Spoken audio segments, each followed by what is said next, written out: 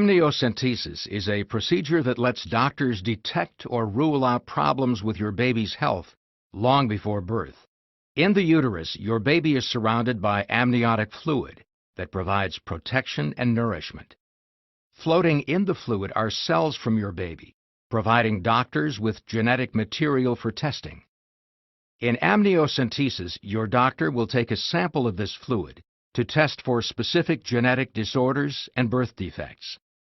Amniocentesis is usually done in the second trimester of pregnancy at 15 to 18